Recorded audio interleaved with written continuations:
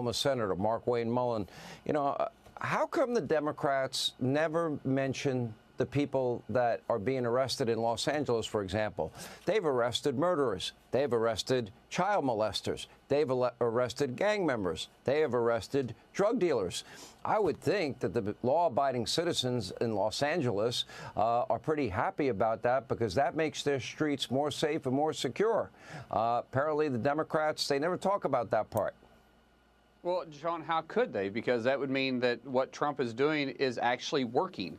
They can't discuss that because it's everything that Trump does has to be bad. And so they've got to talk about this narrative, and they can't talk about the facts. The fact is, President Trump is restoring law and order to sanctuary cities, to where they've had Democrat governors running the place and not allowing the police force there to actually do their job, because I guarantee you law enforcement would love to be able to do what they're getting to do now that Trump took charge. You start talking about Pete Hegseth, and they start talking about the disaster that's going on in the Pentagon. Well, that's an absolute false narrative, because underneath Secretary Austin, we had a low retention. We had we weren't allowed to meet our recruiting numbers, and we were absolutely distrusted by our allies around the world. Underneath Pete Hegseth, now all of a sudden we have record retention, we have record recruiting numbers, and our allies love us and our enemies fear us. But they can't talk about that. They got to talk about division,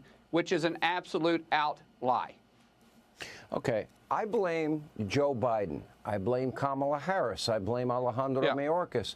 I blame the Democrats that sat idly by and either lied to us and said the border was secure, or they just remained silent in what was unfolding, which is the biggest, most preventable national security threat in our lifetime. Terrorists, murderers, rapists, cartel members, gang members, drug dealers, they're now in our country because of them. Why couldn't the Democratic Party, can you explain that joint session speech where Laken Riley's family was being recognized and Jocelyn Nungary's family was being recognized, and they couldn't get off their fat asses and stand and applaud for the parents that lost their loved ones, their children? Can you explain that to me? Because that seems heartless and cruel and twisted and immoral to me. You can't explain crazy.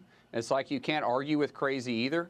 You can't understand what's actually going through their mindset. They're so the hatred towards the Trump administration is so real that they can't even applaud something that we should all be able to rally around. And that should be America and America first. America getting stronger. America where the morale is actually high again. Now, they can't actually applaud any successes that President Trump has had. You start looking at the way they behave, it's irrational. But this is why they kicked him out of office in November. They, meaning the American people, they were tired of the division. They were tired of the lies. They were tired of this woke agenda that they were pushing. They were tired of them being treated like children and saying one thing, but the facts were absolutely not on their side. I mean, it's just simple like this. President Biden said that he needed Congress to act for him to secure the border.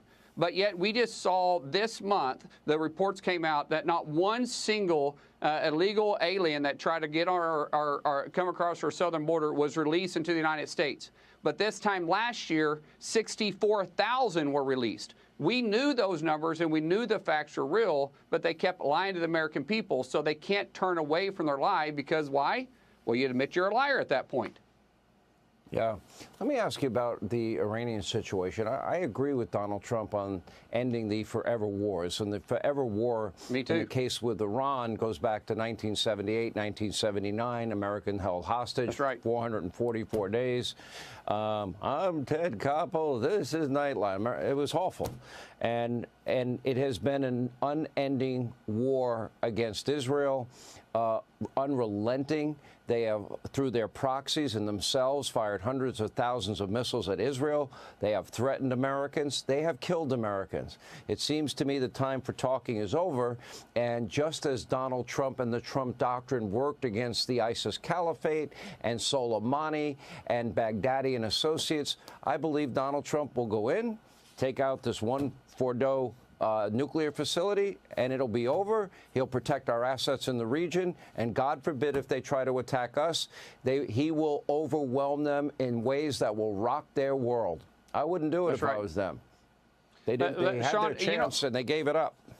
Right. And, Sean, how you prevent a forever war is understand what victory looks like before you start, right? I would argue that after Osama bin Laden was taken out of Afghanistan, we should have had a withdrawal from Afghanistan at that time. President Trump has been very clear for 10 years since he came down the escalators in New York, Iran would never be able to have a nuclear weapon. What he is saying right now that we are willing to, if Israel can't do it, which I don't know if they have the platforms to be able to do it, we will make sure that Iran cannot ever have a nuclear weapon. If you know that going in, you know what victory looks like. When that happens, we leave. At the same time, he's made it clear if they go after one asset or one American citizen or our troops that's stationed in the area, that we will rain heaven and hell down on their head. And I believe they better heed that warning because President Trump doesn't bluff. He's proven in the case of Soleimani, Baghdadi, and the ISIS caliphate that he can be successful and not have a forever war. I have faith in his ability to pull it off, certainly more than Joe Biden or Barack Obama.